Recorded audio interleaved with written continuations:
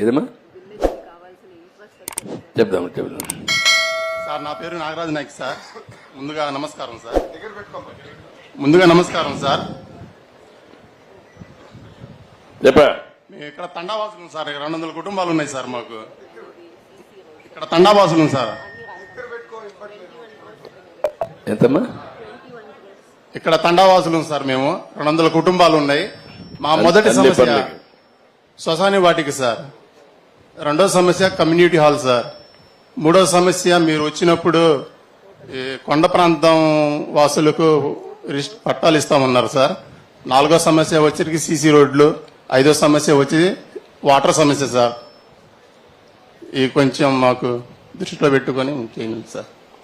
Okay అమ్మా, మాట్లాడదాం. తర్వాత ఇంకా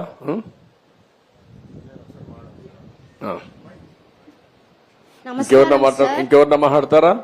వాళ్ళు మాట్లాడక నువ్వు మాట్లాడు. నమస్కారం సార్. నా పేరు భవానీ. 1995 to 2004 లో ఏదో ఒక సినిమాలో పెద్ద అద్భుతం జరిగినట్లు హైదరాబాద్ రాజధానిని డెవలప్మెంట్ చేసి మాకు చూపించారు సార్. అలాగే మా అమరావతి రాజధానిని కూడా అంత డెవలప్మెంట్ చేసి, అంతకు మించి డెవలప్మెంట్ చేసి చాలా మంది అన్ఎంప్లాయ్మెంట్ స్టూడెంట్స్ కి ఉద్యోగ అవకాశాలు కల్పిస్తారా సార్ మాకు? అదేమ్మా, మీరు అభివృద్ధి చేసినప్పుడు గుర్తించడం లేదు, తర్వాత గుర్తిస్తున్నారు. ఇప్పుడు ఉదాహరణకు హైదరాబాద్ ని బాగా అభివృద్ధి చేశాను. హైదరాబాద్ లో కూడా నాకు ఓటే లేదు అప్పుడు. సరే, నేను ఎప్పుడు ఓటు కోసం ఆలోచించలేదు. అభివృద్ధి చేయడం, సమాజానికి నేను ఏమి ఇవ్వగలుగుతాను ఇవ్వడం అనేది నేను ఆలోచించాను. అదే సమయంలో మొన్న నన్ను జైల్లో పెడితే హైదరాబాద్ లో 1,00,000 మంది ప్రభుత్వం అడ్డపండా లెక్క పెట్టుకోకుండా రోడ్డు మీదకి వచ్చి నాకు సంఘీభావం తెలియజేశారు, కృతజ్ఞత తెలియజేశారు. నేను ఐటీని అభివృద్ధి చేశాను. అభివృద్ధి చేస్తే అందరూ అప్పుడనేవాళ్ళు ఐటీ అన్నం పెడుతుందనేవాళ్ళు. ఈరోజు ఏ గ్రామానికి పోయినా ఆ గ్రామంలో ఒక మంచి ఇల్లు ఉందంటే, లేకుంటే ఉండే ఇంటి పైన మిద్ది పైన ఇల్లు రూమ్ వేశారంటే, ఆ ఇంట్లో ఏసీ కూడా పెట్టారంటే, ఆ రోజు నేను చేసిన ఐటీ ప్రొఫెషనల్స్ ప్రపంచం అంతా వెళ్లి ఇంట్లో వాళ్ళకి బాగుండాలి అని చెప్పే ఉద్దేశంతో పైన రూములేసి పల్లెటూరులో కూడా బ్రహ్మాండం కట్టారు. దాంట్లో 2 స్వార్థాలు ఉన్నాయి. ఒకటి, తల్లి తండ్రి రుణం తీర్చుకోవడం. 2, వీళ్ళు వచ్చినప్పుడు వీళ్ళు కూడా కంఫర్టబుల్ గా ఉండడానికి. లేకపోతే ఆ రూమ్ కూడా లేకపోతే వీళ్ళు రారు ఇక్కడికి. అది చేసిన తర్వాత ఈ రోజమ్మా, మొన్న నేను చూస్తే నన్ను జైల్లో పెడితే 53 రోజులు 70-80 దేశాల్లో 50 రోజులు నా కోసం పోరాడారు, నిరసనలు తెలియజేశారు. అది వాళ్ళు చూపించిన చొరవ, చదువుకున్న వాళ్ళు. నిన్న ఎన్నికలు వచ్చాయి. ఎక్కడ అమెరికా, ఎక్కడ ఆస్ట్రేలియా, ఎక్కడ ఆఫ్రికా, ఎక్కడ విదేశాలు 5-6 లక్షల రూపాయలు ఖర్చు పెట్టుకొని వచ్చి ఒక ఓటేసి వెళ్లారు. అదే సమయంలో కొంతమంది అయితే 1 నెల, 2 నెలలు, 3 నెలలు లీవ్ పెట్టేసి వచ్చి వాళ్ళ దగ్గరుండే డబ్బులు శక్తి కొద్దీ 20 లక్షలు లేకుంటే ₹1 కోటి 50 లక్షలు తీసుకొచ్చి ఖర్చు పెట్టి ఓట్లు వేయించి మళ్ళా వెళ్లారు. అదే మరి హైదరాబాద్ నుంచి అయితే 55 ట్రైన్లు, 60 ట్రైన్లు ప్రత్యేకంగా వేస్తే ఏసీల్లో కిక్కిరిసి వచ్చారు. ఏసీల్లో ఎందుకంటే ఒకసారి అందరూ వచ్చేసారనుకోండి, ఏసీ ఫెయిల్ అయిపోతే చాలా ప్రమాదం వస్తుంది. గుక్క తిరగదు, ఊపిరాడదు. కానీ అట్లా వచ్చారు. ఫుట్పాత్ పైన నిలబడుకొని వచ్చారు. కూలి పని చేసుకునే వాళ్ళు హైదరాబాద్ నుంచి నేరుగా వచ్చి వాళ్లే ఫుడ్ కూడా ఒక క్యారియర్ తెచ్చుకొని ఓటేసి మళ్ళా తిరిగి అక్కడికి వెళ్లారు. అవి చూసిన తర్వాత నా జన్మ సార్థకత అయిందనే ఆనందం నాకుంది, తృప్తి నాకుంది. అది ప్రజలు చూపించిన అభిమానం.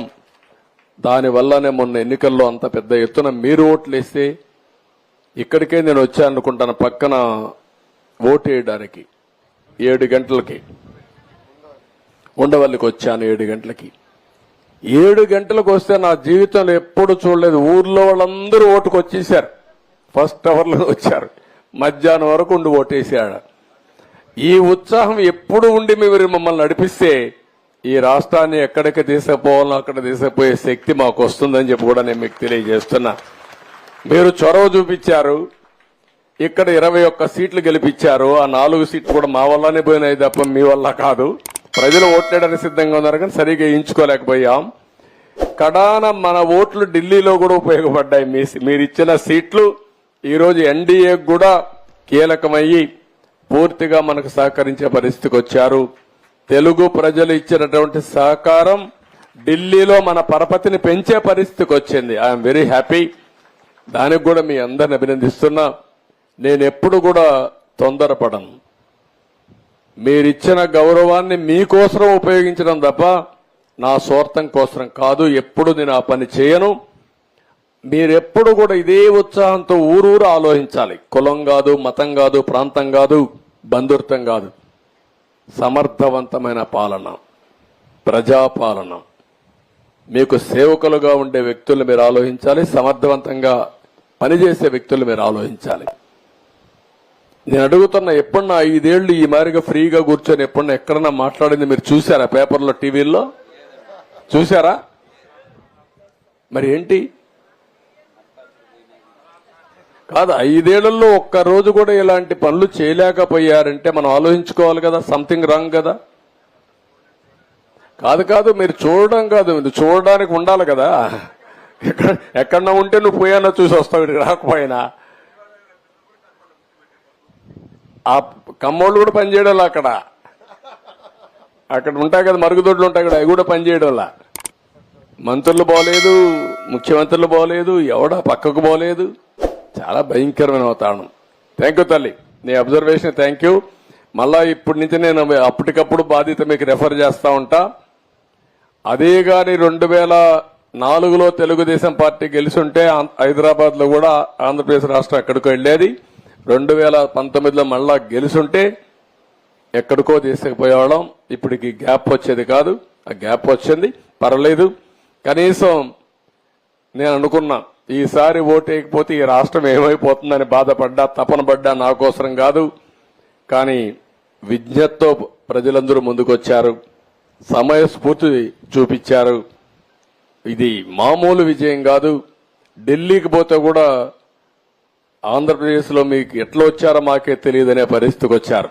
దానికి మనస్ఫూర్తిగా మీ అందరినీ 5 కోట్ల ప్రజల్ని మనస్ఫూర్తిగా అభినందిస్తున్నా, ధన్యవాదాలు తెలియజేసుకుంటున్నా, కృతజ్ఞతలు తెలియజేసుకుంటున్నా. ఎప్పుడు కూడా సర్వదా మీకు కృతజ్ఞుడిగా ఉంటా. మైక్ ఒకసారి. విజయవాడ ఓకే. ఈరోజు గ్రామసభ పెనుమాకే కన్ఫైన్ చేశారు.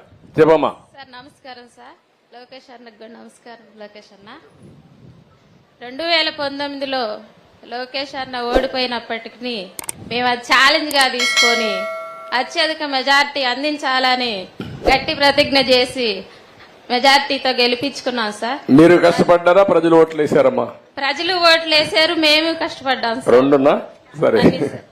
ఓకే అమ్మా. అలాగే మరి మంగళగిరి ఈ కాన్స్టిట్యూన్సీ గెలుపులో కార్యకర్తల యొక్క కృషి ఎంత పర్సెంటేజ్ ఉంది? నాయకుడు కృషి ఎంత పర్సెంటేజ్ ఉంది? మీ ప్రజల అభిమానం ఎంతవరకు ఉంది? ప్రజాదరణ ఉంది సార్. మా కష్టం కూడా ఉంది. ఎందుకంటే గత వైసీపీ ప్రభుత్వం మమ్మల్ని చాలా ఇబ్బందులు పెట్టింది. దానికి అదరకుండా బెదరకుండా చంద్రబాబు నాయుడు గారు నేను అనే మాట కోసం, లోకేష్ నేను అనే మాట కోసం మేము పనిచేసాం సార్. Okay good. అలాగే మరి మంగళగిరి కాన్స్టిట్యున్సీని కూడా ఎక్కువ అభివృద్ధి చేస్తారని ఆశిస్తున్నాం సార్. ఓకే అమ్మా, థ్యాంక్ యూ అమ్మా. చేద్దాం.